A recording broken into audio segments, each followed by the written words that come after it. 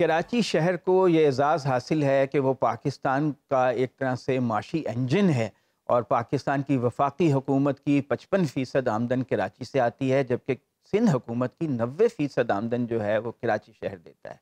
लेकिन इससे बढ़कर कराची की एक खसूसियत ये है कि यहाँ पर बहुत बड़े पैमाने पर गरीब और मुस्तहिक अफराद की इमदाद की जाती है, खैरात बहुत ज़्यादा की जाती है, फलाही इदारे बहुत से यहाँ पर काम कर रहे हैं।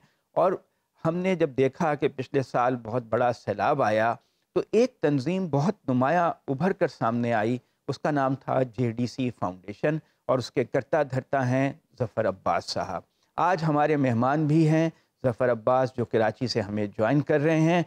उनसे हम पूछेंगे कि मेरा ख़्याल है कि 14 साल से वो सरगर्म हैं फलाही कामों में और उसका दायरा बहुत वसी है, खाना पीना, रिहाइश, एम्बुलेंस, दस्तरखान, old age, school, dialysis centre और एम्बुलेंस सर्विस, मोबाइल रेस्टोरेंट। तो आप ये बताइए कि ज़फ़र अब्बास साहब, ये ख़्याल आपको कैसे आया और क्या मुहर्रिक था जब आपने ये काम शुरू किया? क्योंकि पहले भी वहाँ पे ईडी है, छिपा है और सिटीज़न फाउंडेशन है, बहुत से इदारे काम कर रहे हैं। तो आपने ये काम शुरू जो किया तो उसका क्या मोटिवेशन था आपकी? अस्सलाम वालेकुम। देखिए, मैंने जब ये काम शुरू किया तो मैंने उन तमाम शोबों में काम किया जिसके ऊपर काम नहीं हो रहा था जी। कराची में लगभग मेरे ख्याल में 70,000 से ज़्यादा NGOs हैं, जहाँ तक मुझे अंदाज़ा है। अल्लाह अकबर, 70,000 NGOs कराची में काम कर रही हैं, फलाही तंजीम ज़्यादा होंगी जो रजिस्टर्ड NGOs हैं। अब वो चाहे सोशल वेलफेयर से हों, इंडस्ट्रीज डिपार्टमेंट से हों, CDGK से हों, सिटी कोर्ट से हों, मिला जुला के से ज़्यादा ही हैं। हमने जो इस काम शुरू किया, हमारा मेन मकसद ये था कि देखें कि जब 2010 का सैलाब आया, हमने उसमें देखा कि कुछ चीज़ें थीं राशन की डिस्ट्रीब्यूशन में, जैसे कुछ वडेरे राशन रोक रहे थे, लोग राशन किसी सियासतदानों को दे रहे थे, या फिर ऐसी सूरत हाल थी कि जैसे राशन जो है वो ज़बान या मज़हब पूछ के दिया जा रहा है। तो उस सूरत हाल में हमने बोला कि एक ऐसा इदारा होना चाहिए। अच्छा ज़फ़र साहब, मैं आपको कता कलामी माफ़, हमारे साथ हारून रशीद साहब भी मौजूद हैं इस्लामाबाद में, जैसे मैंने आपको वक्फे में बताया था।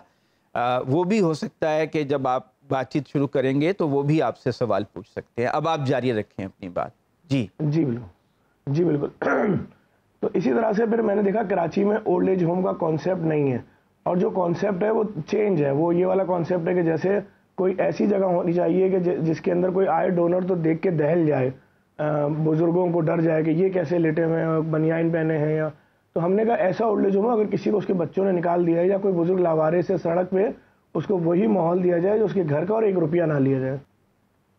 फिर हमने देखा कि शहर के अंदर डायलिसिस सेंटर सिर्फ एक है, SIUT, और उस SIUT के ऊपर मतलब बड़ा डायलिसिस सेंटर जिसके ऊपर सारा लोड है पूरे बलूचिस्तान का भी और पूरे सिंध का भी। तो इस सूरत हाल में हमने बोला कि अब यहाँ पर कम से कम ऐसा एक सिस्टम बनाया जाए जिसमें किसी शख्स को वेट ना करना पड़े और गली गली डायलिसिस सेंटर हो। तो हमने अब तक 12-13 डायलिसिस सेंटर खोल दिए हैं कराची में, सियालकोट में खोल दिए, मशीनें आ गई हैं सियालकोट की भी। दस्तरखान का निज़ाम हमने जो शुरू किया था वो इसलिए शुरू किया था कि भाई देखे, कोई भी सफ़ेद पोश आदमी जो है वो किसी सिग्नल चौराहे में बैठ के खाना नहीं खा सकता। तो हमने पार्सल का निज़ाम शुरू किया, रेस्टोरेंट्स मुतारिफ करा दिए, मोबाइल रेस्टोरेंट मुतारिफ करा दिए, तमाम सरकारी अस्पतालों के बाहर लगा दिए, चौरंगी चौराहों पे। यानी आप जो है वो यानी वहाँ पर आके खाना नहीं खाते बल्कि उनको पार्सल भेज दिया जाता है या वो पार्सल लेके अपने घर चले जाते हैं, ताकि जितना पार्सल चाहिए ले जाएं, और अगर कोई बैठ के खाना चाह भी रहा है तो मोबाइल रेस्टोरेंट में पंखा है, लाइट है, सब है, और जितना लेकर जाना है लेकर जाएं। इसी तरह से 2010, 11, 12, 13 ये जो कराची में रोज़ाना की बुनियाद पे, ज़बान की बुनियाद पर 7 से 8 लोग मारे जाते थे और फ़िरक़े की बुनियाद पे 3 से 4 लोग। तो हमने फिर जो कायदे आज़म के मज़ार के सामने हमारा दस्तरखान था, हमने वहाँ आगाज़ किया सहरी का। अफ्तारी तो हमारी चली रही थी, उसमें हमने ऐलान किया कि हम भाई शुतुरमुर्ग खिलाएंगे, हम फला डिश खिलाएंगे, हमने महंगी चीज़ें, ताकि मकसद ये था कि सब एक साथ बैठें और तफरीक ख़त्म हो, नफ़रत ख़त्म हो। और खुदा का करना ये हुआ कि 40-40 हज़ार लोग एक दिन में सहरी करते थे, और वो सिलसिला जारी है अब भी। लेकिन इस साल उस सहरी के अंदर से लग्जरी चीज़ें हमने ख़त्म कर दी, क्योंकि हमारे पास जो लोड आया है वो देख के मैं डेली लाइव वीडियो बनाता था कि भाई देखें, ये देखें फैमिलीज आएंगे, बहन कैसा लग रहा है, भाई कैसा लग रहा है। आप चारों एक दूसरे को जानते थे, थाल होते थे बड़े बड़े, तो सब नहीं हम जानते नहीं थे, लेकिन अच्छा लग रहा है एक साथ बैठे। लेकिन इस साल जब मैं लाइव कैमरा लेके पहली रमज़ान को निकला, मैंने जो लोगों के फेसेस देखे तो मैं बाकायदा रोता हुआ वापस आया और मैंने लाइव बंद की, और पूरे 30 दिन मैंने कोई लाइव वीडियो वहाँ से बनाई नहीं। क्यों? क्योंकि देखें, मियाँ बीवी, दादा दादी, पोता पोती सब बैठे हुए रोडों पर। क्यों बैठे हुए? कि अगर यहाँ सैरी नहीं की तो हम भूखे सोएंगे। देखिए, जो तेल की थैली 150 रुपए की थी आज से 1-1.25 साल पहले, कुकिंग ऑयल की, आज 600 रुपए लीटर है।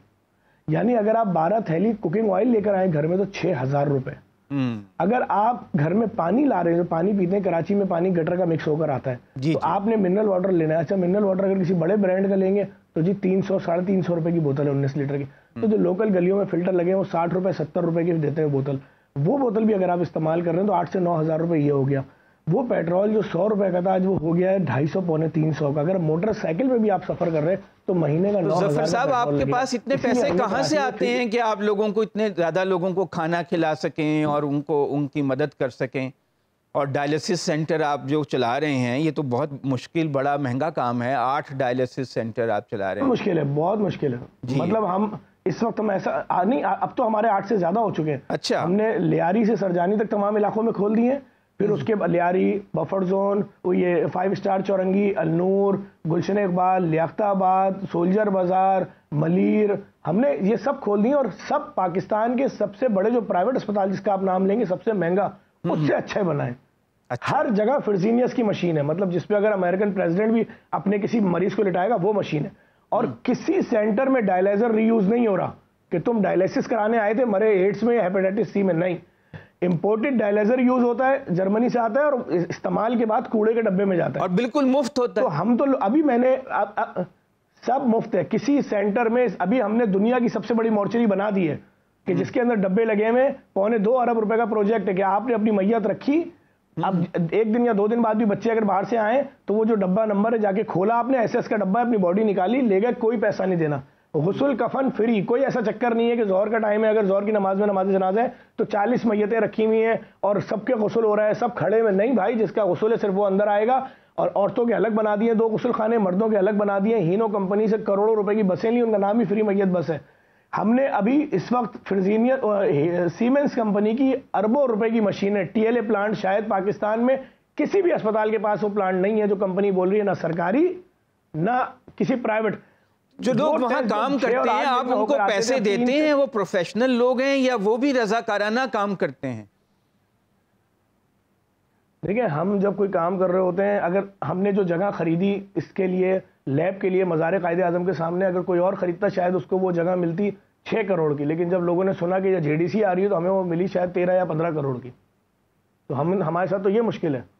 एक से बढ़कर एक एतराज सामने आ जाता है, अरे भाई आप सेंटर खोलेंगे तो रश लग जाएगा, गरीब आ जाएंगे, यूं हो जाएगा, मरीज आ जाएंगे, हमारी प्राइवेट जिंदगी डिस्टर्ब हो जाएगी, रोड ब्लॉक। तो वो बहाने बना के इतना मुश्किल कर देते हैं चीज़ लोग कि जिसकी कोई इंतहा नहीं है। लेकिन हम फिर भी कोशिश करते हैं कि अब जितनी भी कंपनीज हैं, हम सब कंपनीज के आगे हाथ जोड़ते हैं। डॉलर महंगा हुआ, किसी को फर्क पड़ाओ ना पड़ाओ, हमारा इदारा तबाह हो गया। हमारी अगर एक डायलिसिस सेंटर का खर्चा किट का था 55 लाख रुपए एक सेंटर का, तो अब वो खर्चा हो गया 1 करोड़ 10 लाख रुपए। हेपरन का इंजेक्शन जो हर गुर्दे के मरीज को लगना था 300 रुपए का था, आज ब्लैक में खरीद रहा हूं मैं 2400 रुपए का। बात यह है, हमारा तो बेड़ा गर्क इसमें हो गया, 7 करोड़ रुपए तो सिर्फ बिजली के वो जनरेटर का डीजल भर रहे हैं हमारे सेंटरों का। इतनी लोड शेडिंग है, मैं क्या करूं? गुर्दे के मरीज जितने लगे हैं, मशीनों पे लाइट जाएगी तो मैं उनसे बोलूं अब तुम्हारा 4 घंटे का जो डायलिसिस है वो होगा 12 घंटे का, लेटे रहो मशीन पे और ये खून के पाइप तुम्हारे अंदर घुसे रहेंगे। नहीं। तो जफर साहब, आपको हुकूमत, कोई सिंध हुकूमत मदद देती है? कोई आपको फैसिलिटेट करती है? आप इतनी खिदमत कर रहे हैं, जो काम उन्हें करना चाहिए आप कर रहे हैं। देखिए, हमने जो इनके इदारे बिल्डिंगें बंद पड़ी होती हैं, जैसे हमने आईटी सिटी खोला, तो आईटी सिटी में हमने 2.25 लाख बच्चों को एडमिशन दिया है, जिसमें से हर 2 महीने में 10,500 बच्चों को पढ़ा रहे हैं हम। और उनकी फीस अगर मार्केट के हिसाब से देखी जाए 1.5 लाख रुपए पर बच्चा है, तो 1.5 अरब रुपए बनती है। हम 1 रुपया नहीं लेते हैं, हमारे पास पढ़ने के बाद बच्चा $400 महीना कमाता है। ये कहां पर है, किस जगह पर है? ये तो करोड़ों रुपए लगते हैं। ये 5 स्टार चौरंगी, जहां पर किसी जमाने में पाकिस्तान का पार्लियामेंट हाउस बनना था, नॉर्थ आजमाबाद 5 स्टार चौरंगी पर, ये जगह हमने सिंध गवर्नमेंट को लिख के दी, उन्होंने हमें दे दी।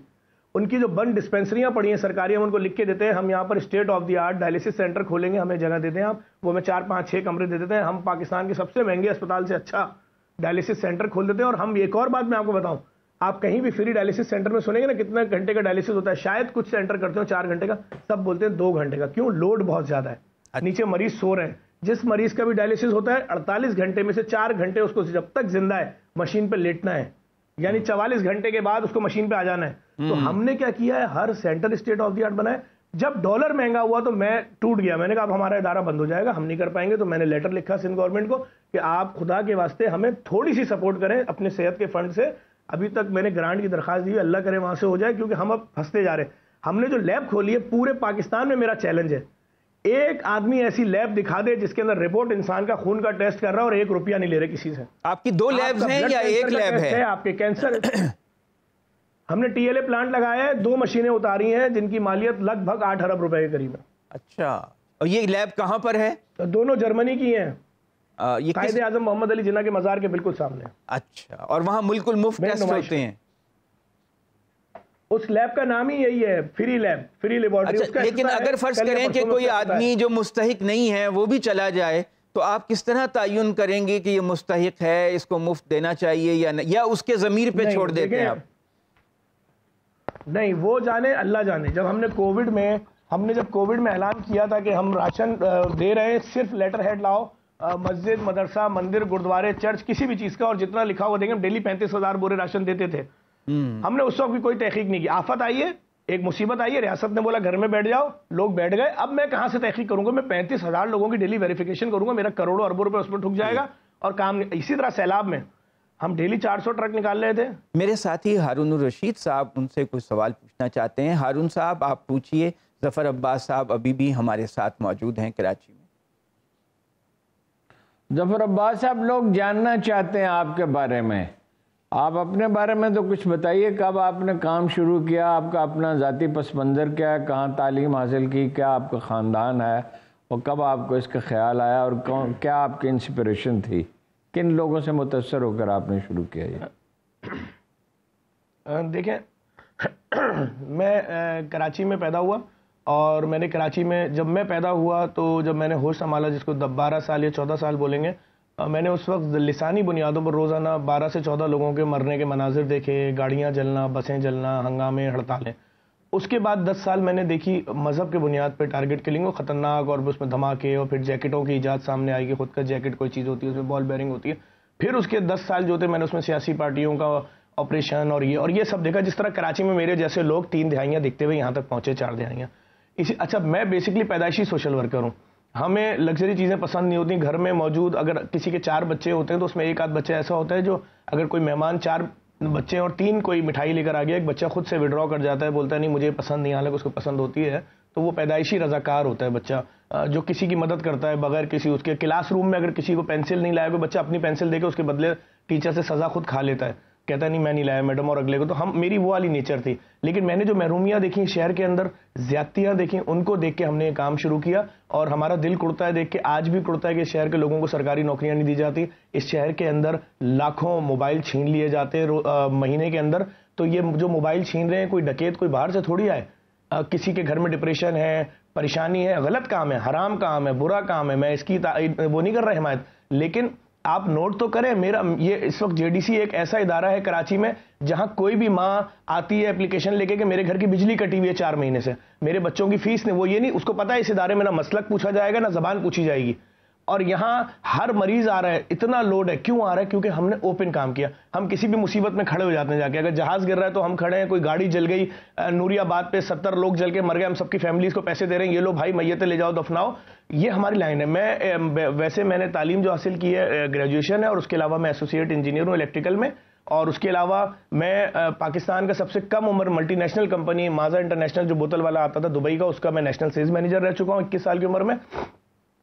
इसके अलावा मेरी डिस्ट्रीब्यूशन थी जेडीसी बनाने से पहले पाकोला फ्लेवर्ड मिल्क की, बहुत बड़ी आदि कराची की तकरीबन लगभग। उसके अलावा मैं जो हूँ मेरी अपनी ट्रैवल एजेंसी है। ये सब चीज़ें, लेकिन ये सब अलग काम है। बेसिकली हम जो है हम सारे दोस्त जो है, ये बताइए, माफ कीजिएगा वक्त कम है, ये बताइएगा जफर अब्बास साहब, ये बताइएगा ये अरबों रुपए आपको ज़ाहिर है लोगों को आप पे मुकम्मल एतमाद है तो ये अरबों रुपए के डोनेशंस आपको मिलते हैं। ये एतबार आपने कैसे कायम किया? देखें, एतबार ऐसे कायम किया कि हम किसी भी मुसीबत में लोगों के साथ खड़े हैं। हम नहीं डरे कि अगर कहीं कोई दहशतगर्दी का वाकया हो गया तो हम ये सोच रहे हो नहीं वहां मत जाओ किसी की मदद करने, दूसरा धमाका हो जाएगा। हम गए। आज जो हमने मुर्दा खाना बनाया, चले मैं एक आसान सी चीज समझाता हूं। मैं किसी भी मुर्दा खाने में जाता हूं और बोलता हूं ये लो भाई मेरे सगे ये रिश्तेदार इनका इंतकाल हो गया, मैयत रख लो, मेरी बहन आ रही है बाहर मुल्क से। तो अब जब मैं अगले दिन मैयत लेने जाऊंगा तो मुझे 350-400 मैयतों के चेहरे से कफन हटा के देखना है, उसमें कोई एक्सीडेंटल बॉडी भी है, कोई सड़ी भी बॉडी भी है जो पुरानी होने की वजह से सड़ चुकी है, कोई कैसी बॉडी है।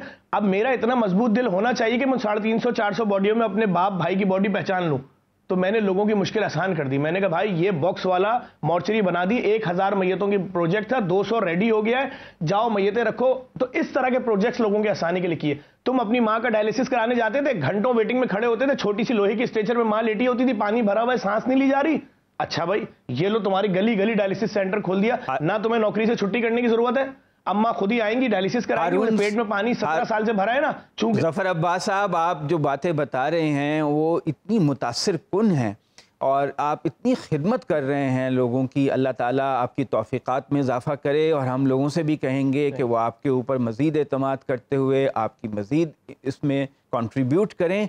हमारी मुसीबत ये होती है कि जब हमारे गेस्ट आते हैं तो वक्त की कमी का सामना हो जाता है। तो आज आपका हम शुक्रिया अदा करते हैं। इंशाअल्लाह फिर कभी आपसे और मज़ीद तफसील से बातचीत करेंगे। बाखबर रहिए हर जगह हर वक्त बर वक्त। अभी सुनो न्यूज़ का YouTube चैनल सब्सक्राइब करें और बेल आइकन पर क्लिक करें और जानिए मुल्की और गैर मुल्की हालातों वाक़यात यकीन के साथ।